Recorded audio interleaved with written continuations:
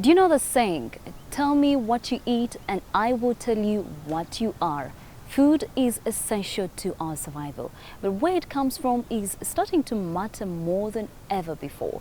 Food production is responsible for more than 30% of global greenhouse gas emissions. Well, welcome to a new edition of Eco Africa. I am Sandra Twinodio here in Kampala, Uganda. And welcome from me to Chris Alems in Ogun State, Nigeria. The gases Sandra mentioned have many sources. Cows produce methane, while our fields release nitrous oxide. In this week's edition of Eco Africa Show, we look at ways to reduce the volume of greenhouse gases. And here's what else is coming up. In Ghana, we visit a women's corporation making meat substitutes from soy. In Ivory Coast, we'll see how organic farming is being promoted. And in Kenya, we meet a Maasai woman dedicated to environmental protection. By now, we know our planet's resources are finite, but what might that mean for the small communities? Should a forest be cut for firewood or left as a haven for biodiversity? In Guinea, they've devised a fun and effective way of helping the local leaders decide. If we put people here, how will it affect life in the forest? This strategy board game allows players to address issues related to their environment in an innovative and resourceful way. In today's session, public officials in Conakry are standing in for villagers in rural Guinea. A French environmental company and a Swiss organization are behind the project. What we want to explore when playing the game is how can we as a village community, as an individual family, but also in the collaboration with our other village members, how can we, with our decisions, where we shape the development of our landscape around our village, and also how do we contribute to the natural resources and their preservation or also their destruction. The game is part of an initiative that aims to promote more sustainable forest management in rural communities. Known as the Water Tower of West Africa because it is the source of several regional rivers, the Futa Jalon Highlands are suffering badly as a result of human activities. While parts of the area are protected, deforestation is still a serious problem here, as is the poaching of animals like chimpanzees. To address these and other issues, Tiano Keita shared the game with 3 communities. Today, he is in Pelal Kura. The game board depicts the village and its surroundings. Each player represents one family group within the community.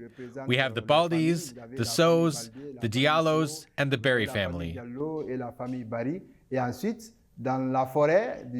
In addition, there's a forest with its resources and wildlife. And we have fallow lands, which are typical in Futa Jalon, and there are also hunters. The central focus of the game is to determine ways to manage resources sustainably and in harmony with nature. Each round represents one crop here.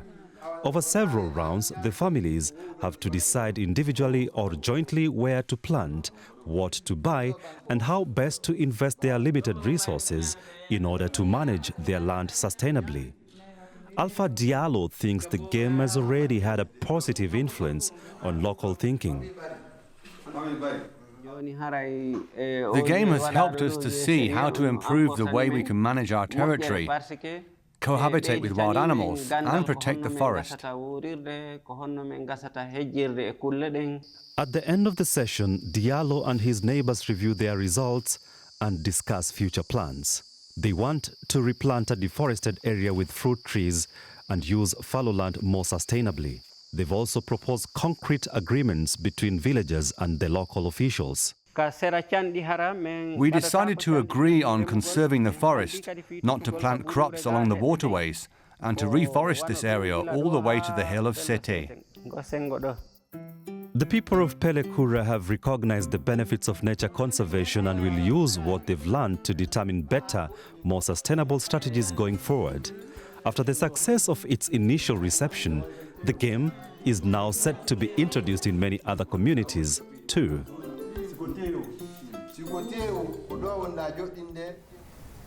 I would definitely love to try out that game. It's all about practice rather than theory. It is based on the idea that to really understand something, you need to get a handle on it, quite literally. And that's exactly what an initiative in Ivory Coast has set out to do, to give Ivorians a feel for the benefits of organic farming. Here is this week's Doing a Bit.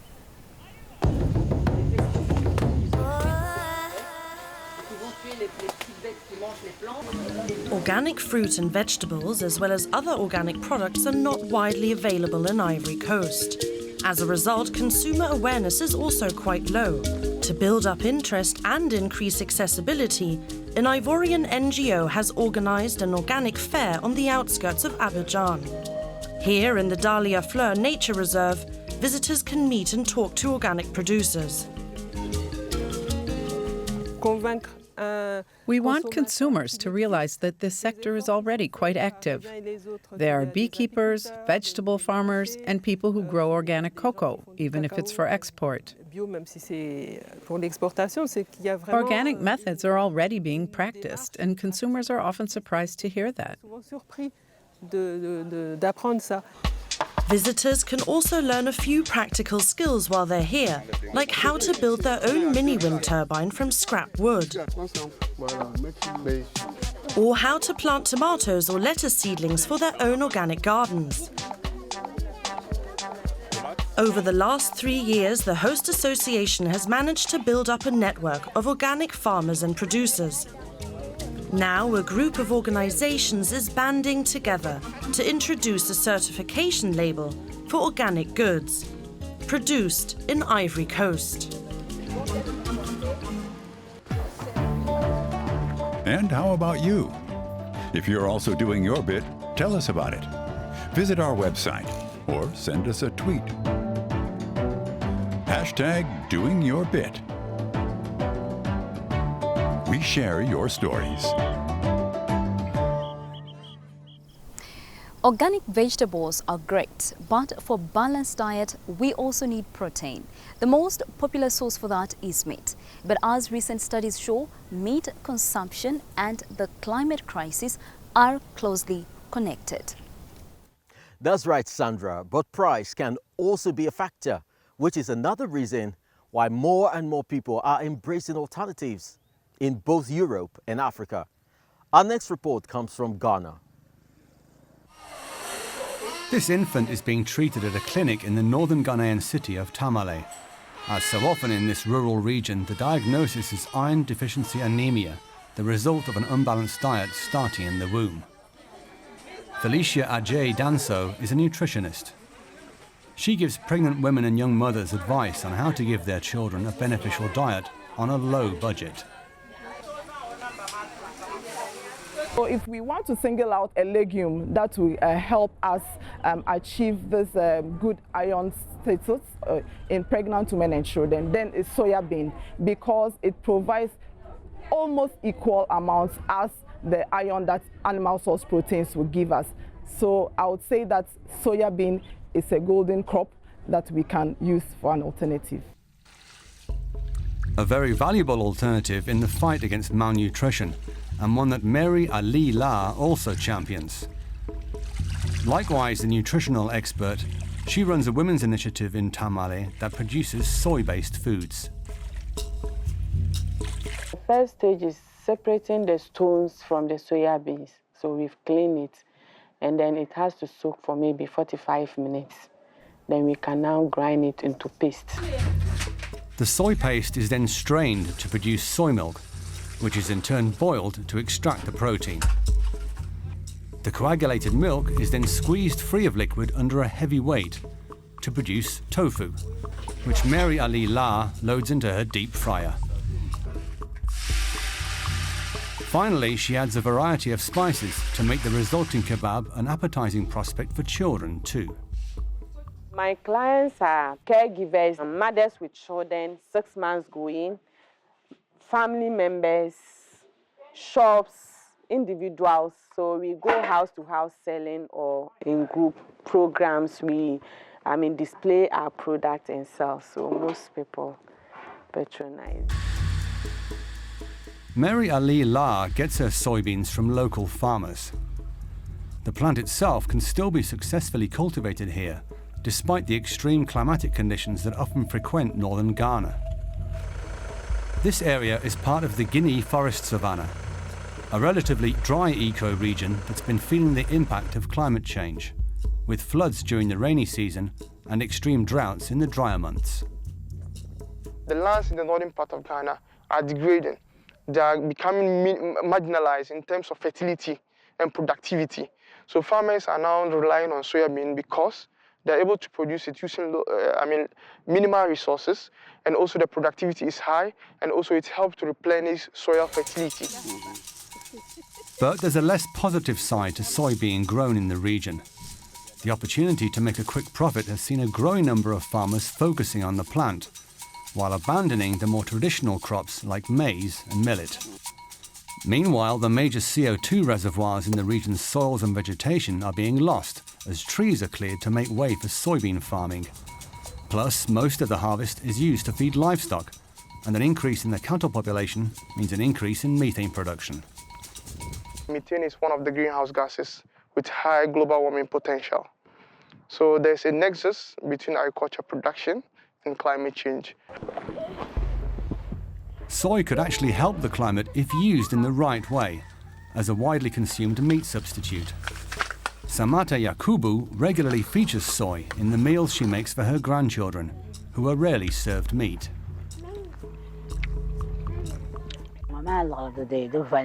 It's cheap compared to animal meat. We can't buy beef because we can't afford it. And the soy meat helps us to cook healthy meals. The Ghanaian authorities want to see a further expansion of soybean farming in the northern region. The women's cooperative, run by Mary Ali La, shows the promising demand for meat substitutes made from the bean. And if more people follow that example, the climate will also be grateful. And now, from soil to rice, it's a staple of African cuisine. Around 20 million tons of the grain are cultivated in Africa each year. Yet, that's still not enough to meet demand. So many countries rely on imports. But as global markets shift, Senegal is looking to cover all its rice needs domestically.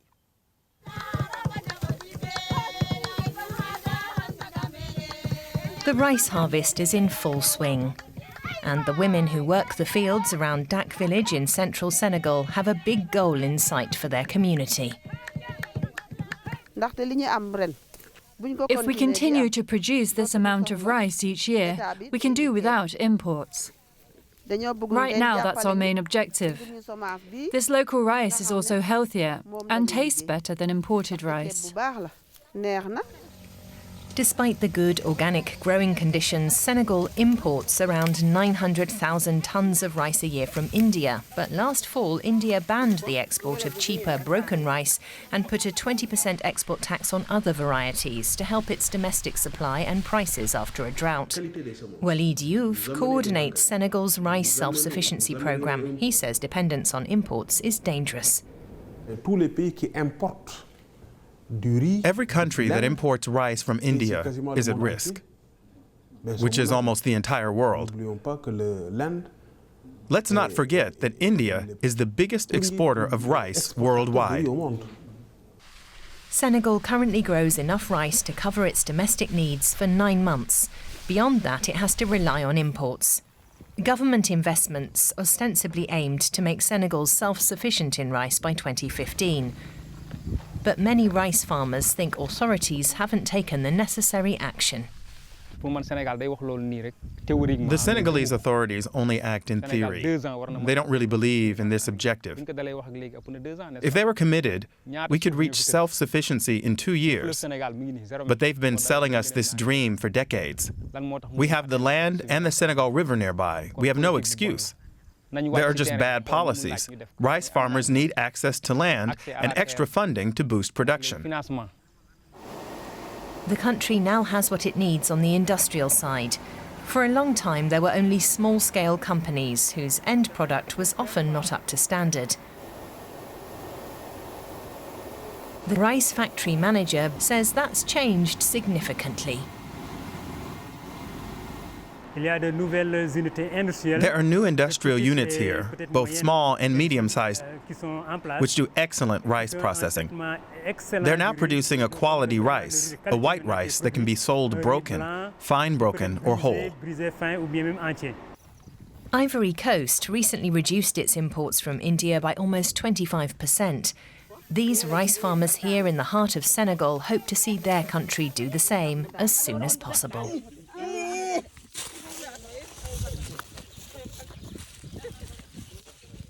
And now for something entirely different. Did you know that your hair could help save wildlife? We've all seen horrible images of dead seabirds in the aftermath of an oil spill. And what does that have to do with hair? You're about to find out. Our world may run on oil, but when it enters our rivers, lakes or oceans, it causes ecological devastation that is very difficult to reverse.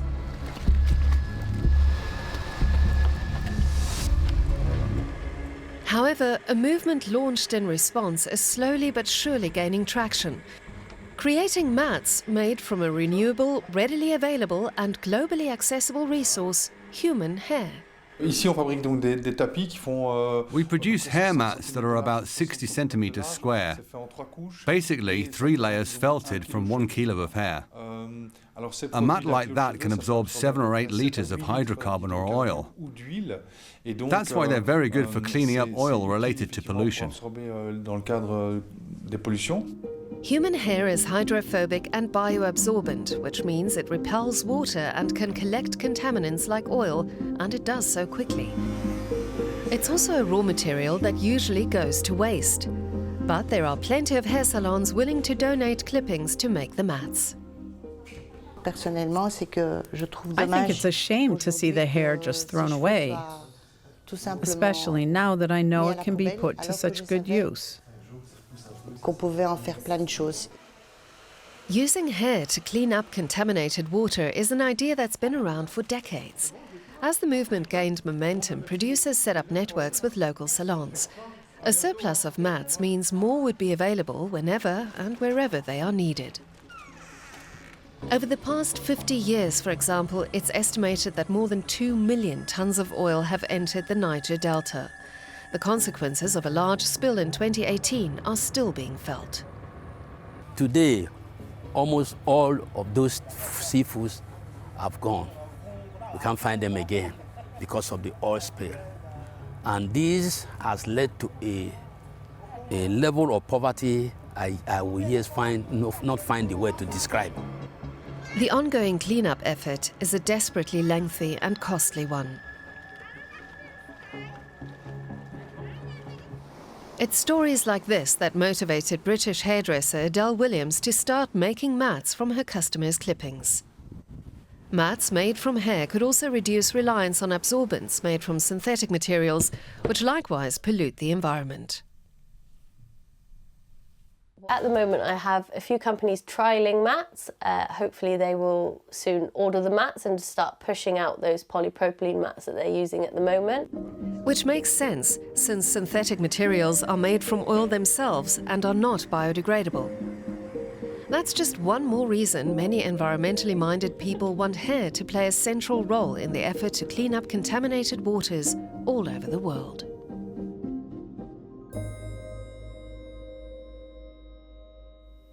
From Europe back to Africa, the continent with the world's youngest population. People here are also most likely to be affected by climate change in their lifetimes. That is right, Chris. In Kenya, drought is already having a huge impact on communities, and that has many people concerned, especially young people. Our next report features one woman who has already founded her own environmental protection organization.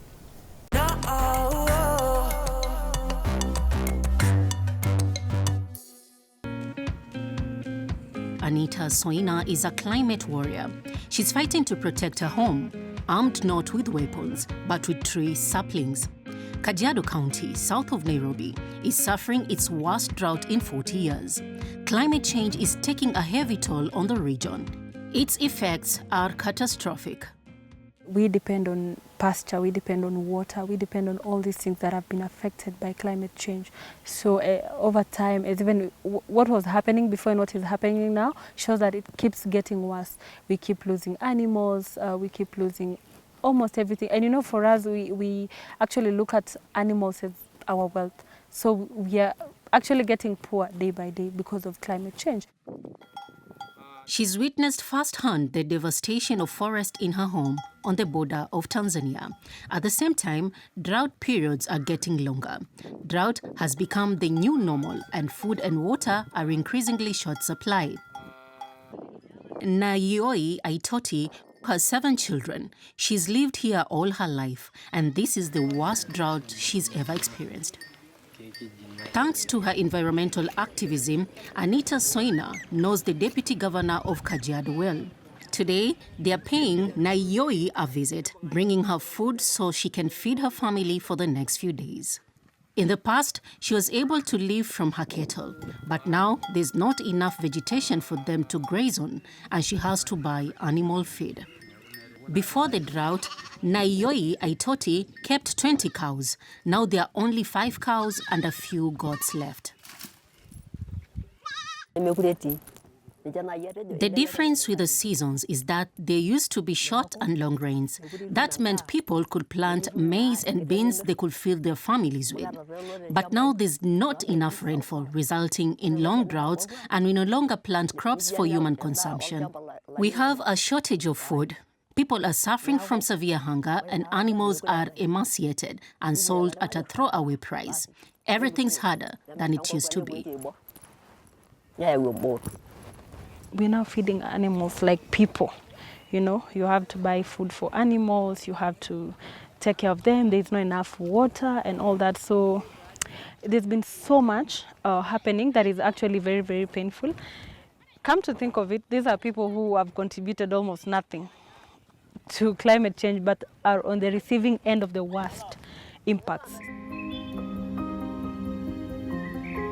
Anita Soina founded an environmental protection organization called Spice Warriors. As part of their work, the activists have planted 5,000 mostly indigenous trees. According to a Kenya Forest Service report, the country's forest cover increased from 6% in 2018 to nearly 9% in 2021.